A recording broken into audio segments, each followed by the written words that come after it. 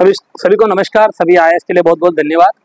मामला ऐसा गंभीर है कि महानगर पालिका पर हम भ्रष्टाचार का आरोप लगाते हैं। भ्रष्टाचार अपनी जगह पर है, वो है ही, लेकिन यहाँ एक गंभीर विषय है कि क्षेत्र के कई हजार बल्कि लाखों शिक्षित बेरोजगारों के साथ बहुत बड़ा अन्याय वसुंधरा महानगर पालिका में हो रहा है। शिक्षित बेरोजगारों के साथ अन्याय कैसा हो रहा है? एक तरफ देश में बेरोजगारी के चलते कई परिवार उजड़ रहे हैं, हम रोज की खबरें सुनते हैं, हम पत्रकार, हमको मालूम है। दूसरी तरफ महानगर पालिका में बैकडोर से ठेका पद्धति से एक ही परिवार के 4-4 लोग, 5-5 लोग काम धंधे पे है, उसका मैंने जानकारी निकाला। आरटीआई की कुछ दस्तावेज है मेरे हाथ में, और इसमें सीधे सीधे महानगर पालिका आयुक्त जिम्मेदार है। आयुक्त कैसे जिम्मेदार है? तो जिनका मैं जिक्र कर रहा हूँ वो है आयुक्त के एक ड्राइवर है मधुकर राउत। सर, महानगर पालिका जो आयुक्त है उनका नाम बताइए ना। आयुक्त और प्रशासक अनिल पवार अपने यहाँ के जो आयुक्त अभी है हालिया, उनकी बात हो रही है। उनके एक ड्राइवर है मधुकर राउत, जो उनके पास प्राइवेट है, वो किसी न ठेके में है न सरकारी में है। उनकी प्राइवेट पगार महानगर पालिका अपने पैसे से, आयुक्त अपने पैसे से देते हैं। अब वो भी पैसा है, हालांकि महानगर पालिका का ही, उस पर मैं जिक्र बाद में करूंगा। यहाँ मधुकर राउत ने 2022-23 के बाद से अपने 4 बेटे बेटी है, जितेंद्र मधुकर राउत, अपर्णा मधुकर राउत उर्फ अपर्णा जयदेव वेती, श्रीमती सृष्टि मधुकर राउत उर्फ श्रीमती सृष्टि सतीश वेटी, और मानसी मधुकर राउत। ऐसे 4 बेटों बेटियों को महानगर पालिका में अलग अलग पद पर। एक उनकी बेटी है मानसी, वो है लिपिक टंक लेखक है। उनका बेटा है जितेंद्र राउत, वो ड्राइवर है ठेका पद्धति पर, और 2 है वो सिपाही है, 2 दूसरी बेटियां है वो सिपाही। ऐसे 4 लोगों को वहां पर महानगर पालिका में उन्होंने नौकरी पे लगवाया। अब जो ठेका पद्धति है उसको मैंने पहले शुरू में बैकडोर बोला था। तो बैकडोर ऐसा कि ठेका पद्धति में आदमी की योग्यता बहुत ज्यादा अहमियत नहीं रखती है, शैक्षणिक योग्यता या किसी तरह की, वहां ज्यादा अहमियत रखती है सिफारिश। और ये भी मामला सिफारिश वाला ही है। ये सिफारिश वाला क्यों है? जो 2 बेटियां हैं, अपर्णा जयदेव वेटी और सृष्टि जयदेव वेटी, इनका शिक्षण है 10वीं पास है ये, और 10वीं पास होकर इन्होंने सिपाही की मांगनी की, इनको सिपाही मिला भी। अब महानगर पालिका जो है, महानगर पालिका में पहली बात तो यह कि पिछले कुछ सालों में महानगर पालिका ने कब नौकरी के लिए, नियुक्तियों के लिए वैकेंसी निकाला, इसका कोई डेटा उपलब्ध नहीं है।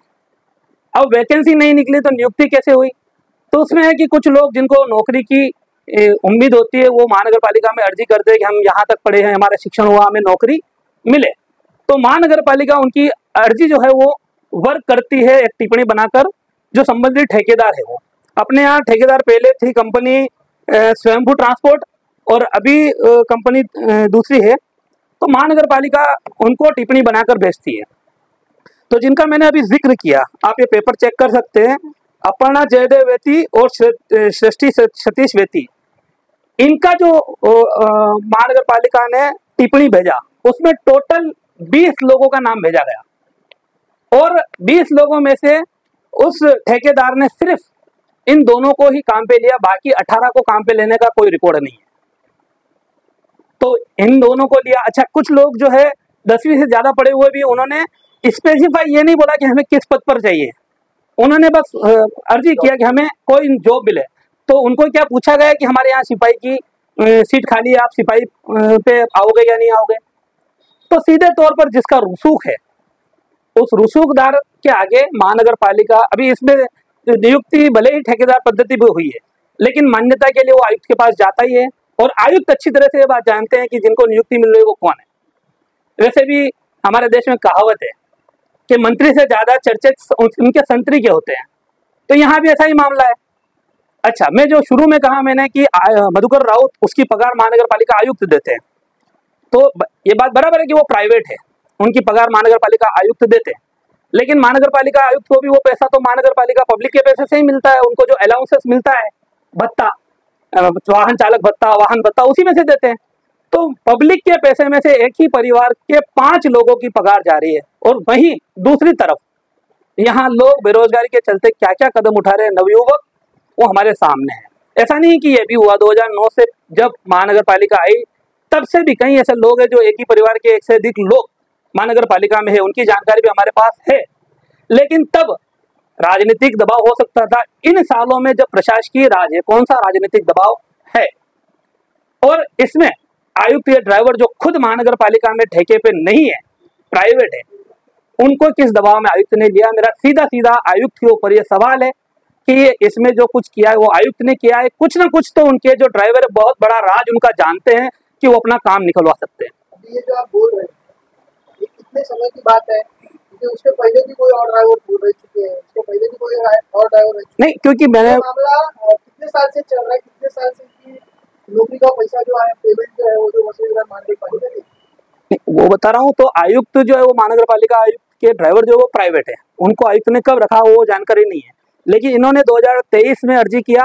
एक और चीज है, जितेंद्र राउत जिसकी पहली अर्जी की गई थी, जितेंद्र राउत 9/6/2023 में, ठीक है, जितेंद्र राउत के साथ में अपर्णा मधुकर राउत उनकी बहन की भी अर्जी की गई थी। तब ठेकेदार ने सिर्फ जितेंद्र को लिया था 2023 में। फिर 2009 से 2023, 9 से नहीं, सब अभी लगे ना। आयुक्त ये आयुक्त आने के बाद की बात है, कोई 2009 से नहीं, सब 2022-23 के बाद ही। पूरे शब्दों में आपका क्या क्या आरोप? आरोप तो मैंने कहा कि जितेंद्र ये मधुकर राउत कुछ ना कुछ तो बड़े राज जानता है, उसको फायदा क्यों पहुंचा रहा है आयुक्त? क्या है आयुक्त की क्या ऐसी मजबूरी है कि एक ही परिवार को फायदा पहुंचा रहे हैं? मांगिए, इसकी जांच होनी चाहिए। और इस मामले में मैंने प्रेस कॉन्फ्रेंस ली क्योंकि मेरे पास डेटा आया था। इस मामले में मंत्रालय में जाऊंगा, शिकायत करूंगा। ये अनियमितता है, लोगों को यहाँ ऐसा कृत्य करने के लिए उकसाया जा रहा है क्योंकि कई लोग हैं जो बेचारे ठोकरें खाते रहते हैं नौकरी के लिए। अभी तक आपने इनकी शिकायत की नहीं है? नहीं, शिकायत अब करूंगा मैं, क्योंकि डॉक्यूमेंट मेरे पास अभी आए और उसका खुलासा मैं कर रहा हूँ। और अब शिकायत मैं आगे मंत्रालय वगैरह में प्रोसीजर करूंगा।